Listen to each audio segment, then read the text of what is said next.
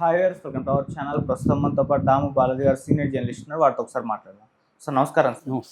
Sir lady అఘోరిని అటు కేదార్నాథ్లో arrest చేశారని చెప్పేసి వార్తలు వినిపిస్తున్నాయి సార్. మరి నిజంగా అరెస్ట్ చేశారా? మరి నిన్నే ఒక వీడియో రిలీజ్ చేయడం మనం చూసాము. అంటే నేను తెలుగు రాష్ట్రాలకి రాను, ఉత్తరాఖండ్లోనే ఉండిపోతానని చెప్పేసి చెప్పింది.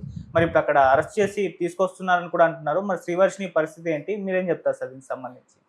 అఘోరిని అరెస్ట్ చేశారు కేదార్నాథ్లో అని చెప్తున్నారు. ఎందుకంటే అఘోరి శ్రీవర్షిని ఇద్దరు కలిసి ఒక వీడియో రిలీజ్ చేశారు. అది మేము కేదార్నాథ్ వెళ్ళిపోతున్నాం, అక్కడే సెటిల్ అవుతాము, మేము ఇంకా తెలుగు రాష్ట్రాలకు రాము, మా జోలికి ఎవరు రాకండి, సో మీడియా వాళ్ళు ఇంకా ఆపేసేయండి, మీరు కానీ కంటిన్యూ చేస్తే మా మీద నెగిటివ్గా కంటిన్యూ చేస్తే మేము ఆత్మహత్య చేసుకుంటాము, లేదు మమ్మల్ని అరెస్ట్ చేయడానికి ఎవరైనా వచ్చినా కూడా మేము ఆత్మహత్య చేసుకుంటాం, ఇదే కారుతో సహా పెట్రోల్ పోసుకొని ముట్టించుకుంటాం అనేది వాళ్ళిద్దరు కూడా చెప్పారు. అట్లాగే వాళ్ళిద్దరూ చాలా బాధపడుతున్నట్టు కూడా అర్థమవుతుంది. ఎందుకంటే బాగా నెగిటివ్ అయింది ఈ మధ్యకాలంలో. మామూలుగా అయితే అఘోరి పబ్లిసిటీకి, అంటే నెగిటివ్ పబ్లిసిటీ అయినా పాజిటివ్ పబ్లిసిటీ అయినా అఘోరి పెద్ద ఫరక్ ఏమి ఉండేది కదా అఘోరికి. కానీ ఇప్పుడు ఏమైందంటే ఈ అమ్మాయిని పెళ్లి చేసుకున్న దగ్గర నుంచి అఘోరికి కష్టాలు స్టార్ట్ అయినట్టుంది. మీడియా ఒక్కసారిగా యాంటీగా మారిపోయింది. సో ముందు భార్య రంగంలోకి రావడం, రాధిక అనే ఆమె మీడియాతో మాట్లాడడం, తర్వాత మహిళా కమిషన్ నేరెళ్ళ శారద గారిని కలవడం.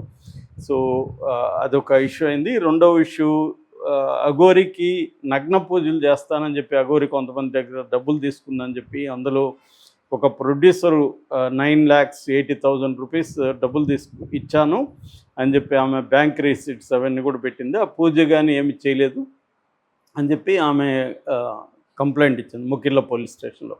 అట్లాగే ట్రాన్స్జెండర్స్ కూడా పోలీస్ స్టేషన్లో కంప్లైంట్ ఇచ్చారు. ఈ రెండు ఎఫ్ఐఆర్లు రిజిస్టర్ చేసుకున్నారు పోలీసులు. మేము విచారిస్తున్నాం అని చెప్పారు. వాళ్ళిద్దరూ అరెస్ట్ చేసే అవకాశం ఉంది. అలాగే మహిళా కమిషన్ చైర్పర్సన్ శారద గారు కూడా పోలీసులను ఆదేశించినట్టుగా తెలుస్తుంది ఈ విషయం సీరియస్గా తీసుకోమని. ఎందుకంటే ఇప్పుడు అఘోరి మగ ఆడ అనేది ఒక ప్రాబ్లం అయితే, పెళ్లి చేసుకోవడం కరెక్టా కాదనేది ఇంకొక చర్చ నడుస్తుంది. ఇది కాకుండా అమ్మాయిలను మోసం చేస్తున్నారు అనేది ప్రధానంగా ఆరోపణ. మధ్యప్రదేశ్లో కూడా ఒక అమ్మాయి మోసపోయింది. మధ్యప్రదేశ్లో కూడా ఒక అమ్మాయిని పెళ్లి చేసుకున్నాడు అఘోరి శ్రీనివాస్ అని ఈ మొదటి భార్య రాధిక అంటుంది. దాన్ని ఖండిస్తూ అఘోరి కూడా ఒక వీడియో రిలీజ్ చేశాడు. అందులో ఏంటంటే క్లియర్గా, నేను రాధికని పెళ్లి చేసుకోలేదు, రాధికనే నన్ను అప్రోచ్ అయింది, ఒక డిప్రెషన్లో ఉంది, వాళ్ళ హస్బెండ్ ఈమెను వదిలేసి వెళ్ళిపోయాడు, ఆ డిప్రెషన్లో నుంచి నన్ను కాపాడమని నా దగ్గరికి వస్తే నేను ఆమెను కలిసి ఆమెకి ధైర్యం చెప్పాను.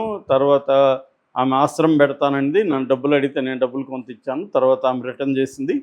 సో నేను మామూలుగా ఎవరు బాధల్లో ఉన్నా వాళ్ళతో అలాగే ప్రేమగా మాట్లాడతాను తప్ప నేనేం ప్రత్యేకంగా ఆమెతో సపరేట్గా మాట్లాడింది ఏం లేదు. ఆ ఆడియోలో అంతకంటే ఏం లేదు. నిజానికి ఆమె ఆడియోని కూడా బయట పెడితే తెలుస్తుంది. నేను రికార్డ్ చేసుకోలేదు కాబట్టి బయట పెట్టట్లేదు, ఆమెనే బయట పెట్టమని అడుగుతున్నాను అనేది అతను చెప్పాడు. సో ఇక్కడ ఏం జరుగుతుందంటే అఘోరిని అరెస్టు చేయాలని పోలీసులు డిసైడ్ అయినట్టుగా మనకు కనబడుతుంది. మామూలుగా అయితే ఇప్పుడు అఘోరికి ఆ భయం స్టార్ట్ అవ్వడం వల్లే వాళ్ళిద్దరు కలిసి ఆ వీడియో పెట్టారనేది కూడా చెప్తున్నారు. ఎందుకంటే పోలీసులు వస్తారు, మనల్ని అరెస్ట్ చేస్తారని. అందుకని అఘోరి ఫోన్ స్విచ్ ఆఫ్ చేసేసారు. ఈ అమ్మాయి కూడా అందుబాటులోకి రాలేదు. ఈ అమ్మాయిని ఏమైనా బలిస్తాడా అఘోరి అన్న ఊహాగానాలు కూడా ఒకసారిగా బయటకు వచ్చాయి. దానికి సమాధానంగా వాళ్ళిద్దరూ ఒక వీడియో జాయింట్గా పెట్టారు. మేమిద్దరం బాగున్నాము, హ్యాపీగా ఉన్నాము, సో మేమిద్దరం ఇక్కడే ఉంటాము, తెలుగు రాష్ట్రాలకు రాము, దయచేసి మమ్మల్ని వదిలేయండి అనేది చెప్పారు. ఆ అమ్మాయి కూడా నన్ను బాగా చూసుకుంటున్నాడు, సో నాకేమి ఇబ్బంది లేదు, నన్ను బలి ఇవ్వడం ఇవన్నీ ఆపేసేయండి, మీరు ఇలాంటి తమ్నైల్స్ పెట్టద్దండి అని ఆమె కూడా చెప్పింది. అయితే ఇక్కడ ఏంటంటే కేసులు ఉన్నప్పుడు ఖచ్చితంగా మేము తగలబెట్టుకుంటామనో ఇంకోటి బెదిరిస్తే అది ఇంకొక కేసు అవుతుంది. అది యాక్చువల్గా 2 కేసులు అవుతుంది. ఒకటి తనను తాను తగలబెట్టుకుంటానని చెప్పడం, ఆ అమ్మాయిని కూడా తగలబెడతానని చెప్పడం. సో ఖచ్చితంగా అఘోరి మీద ఇంకొక కేసు కూడా పెట్టే అవకాశం ఉంది. ఆల్రెడీ అఘోరి మీద గతంలో కూడా కేసులు ఉన్నాయి. ఎందుకంటే కొన్ని టెంపుల్స్లో అఘోరి కత్తులు పట్టుకొని జనాల మీదకి దాడి చేయడం, జనాలకు గాయపడ్డారు. అట్లాగే కాళహస్తి టెంపుల్లో అఘోరి తాను ఆత్మహత్య చేసుకుంటానని చెప్పి పెట్రోల్ పోసుకోవడం, ఇలాగా చాలా కేసులు ఉన్నాయి. అయితే పోలీసులు ఇప్పటివరకు అఘోరిని అరెస్ట్ చేయాలనుకోలేదు. ఎందుకంటే అఘోరి సనాతన ధర్మానికి ఛాంపియన్ లాగా మాట్లాడుతుంది. సో అఘోరి జోలికి వెళ్తే అనవసరంగా హిందూ సంఘాలకు కోపం వచ్చే అవకాశం ఉందని చెప్పి 2 రాష్ట్రాల పోలీసులు కూడా సంయమనం పాటిస్తూ వచ్చారు. అఘోరితో ఎప్పుడైనా ఇబ్బంది ఉన్నప్పుడు రాష్ట్ర సరిహద్దులను దాటి వదిలేసి వచ్చారు. కానీ అఘోరి ఏంటంటే ఇదంతా తన పట్ల పోలీసులకు ఉండే ఈ వీక్నెస్, ఈ భయాన్ని అర్థం చేసుకుంది. అలాగే మీడియాలో తనకి ఉండే మైలేజ్ని అర్థం చేసుకొని ఏదో ఒక వివాదాలు క్రియేట్ చేయడం మొదలుపెట్టింది.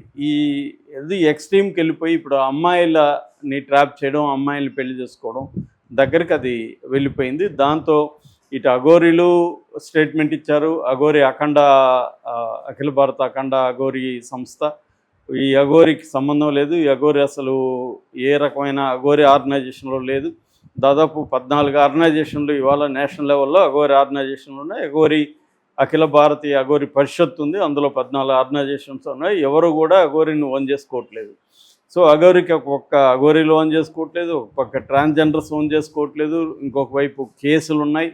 సో ఒక్కసారిగా అఘోరిని ఇవన్నీ చుట్టుముట్టినట్టు కనబడుతుంది. సో ఖచ్చితంగా లీగల్ బ్యాటిల్ని అయితే అఘోరి ఎదుర్కోవాల్సి వస్తుంది. ఎందుకంటే మొదటి భార్య లాయర్ కాబట్టి ఆమె ఖచ్చితంగా అఘోరిని కోర్టుకి ఈడవాలి అన్నది కనిపిస్తుంది. అట్లాగే ట్రాన్స్జెండర్స్ కూడా చాలా సీరియస్గా ఉన్నారు. అఘోరి వల్ల మాకు చెడ్డ పేరు వస్తుంది ట్రాన్స్జెండర్స్కి. ట్రాన్స్జెండర్స్ అనగానే ఇప్పుడు ఈ మధ్య అఘోరి పేరే చెప్తున్నారు ఎక్కడికి వెళ్ళినా. దీనివల్ల మేమేదో గౌరవంగా బతుకుతున్నాము, మాకు నెగిటివ్గా వస్తుంది అనేది వస్తుంది. అట్లాగే కొన్ని సంబంధించి హిందూ సంఘాలు కూడా ఇక్కడ శివరుద్రస్వామి కావచ్చు, కొంతమంది హిందూ సంఘాల నాయకులు కూడా అఘోరికి యాంటీగా మాట్లాడడం మొదలుపెట్టారు. మొన్నటి వరకు వాళ్ళు కూడా ఏంటంటే ఏదో మంచి చెడు వాళ్ళకి ఇష్టం లేకపోయినా అఘోరి సనాతన ధర్మం ఉంటుంది కదా, మంచిదేలే అనుకున్నట్టుగా వాళ్ళు సైలెంట్గా ఉన్నారు. కానీ ఇప్పుడు సనాతన ధర్మం పేరుతో లోక కళ్యాణం అని చెప్పి తన కళ్యాణాలు చేసుకుంటూ వెళ్తుంది అన్న ఒక కోపం అయితే వాళ్ళకి కూడా వచ్చినట్టుంది. వాళ్ళు కూడా ఓపెన్గా మాట్లాడుతున్నారు. సో అఘోరికి ఇంతకు ముందులాగా దబాయించి బెదిరించి బతికేద్దామంటే కుదరదు. ఇప్పుడు కేసులను ఎదుర్కోవాల్సిందే, లీగల్ బ్యాటిల్ చేయాల్సిందే. అది ఎస్కేప్ అవుదామని అఘోరి అటు వెళ్ళిపోయినట్టు కనబడుతుంది. కానీ అటు కూడా అక్కడ అఘోరీలు ఓన్ చేసుకోవట్లేదు కాబట్టి అక్కడ కూడా సమస్యలు పెరిగిపోయే అవకాశాలు కనిపిస్తున్నాయి. మరి వీళ్ళిద్దరూ ఇప్పుడు అమ్మాయి నేను అఘోరిని అరెస్ట్ చేస్తే నేను ఆత్మహత్య చేసుకుంటాను బెదిరించిందని కూడా చెప్తున్నారు ఎవరు శ్రీవర్షిని. కానీ పోలీసులు ఆ అమ్మాయికి కూడా తీసుకొచ్చి అమ్మాయి కౌన్సిలింగ్ ఇద్దామని ఆలోచనలో ఉన్నట్టుగా తెలుస్తుంది. మరి శ్రీవర్షిని ఇప్పుడు ఒక భార్యగా తన భర్తని అరెస్ట్ చేశారు కాబట్టి ఫైట్ చేస్తుందా, లేదు రాధిక డిమాండ్స్ ఏంటి ఇంకా క్లియర్గా లేదు. రాధిక ఏమంటుందంటే నాలాగా ఇంకెవరికి అన్యాయం జరగకూడదని నేను పోరాడుతున్నానని చెప్తుంది. సో ఇవన్నీ రాధిక ప్రూఫ్స్ ఏమైనా చూపిస్తారా అనేది చూడాలి. రెండవది అసలు ఈ పెళ్లి చెల్లుతుందా అనేది పెద్ద సమస్య. ఎందుకంటే ఒక ట్రాన్స్జెండరు ఒక మహిళను పెళ్లి చేసుకుంటే మన చట్టాల ప్రకారం స్పెషల్ మ్యారేజెస్ యాక్ట్ కానీ హిందూ మ్యారేజెస్ యాక్ట్ ప్రకారం ఈ మ్యారేజ్కి లీగాలిటీ లేదు. సో చట్టబద్ధత లేదు. సో కాబట్టి చట్టబద్ధత లేని మ్యారేజీలు ఎన్ని చేసుకున్నా అఘోరికి ఏం కాదు కదా అన్నది ఒక లీగల్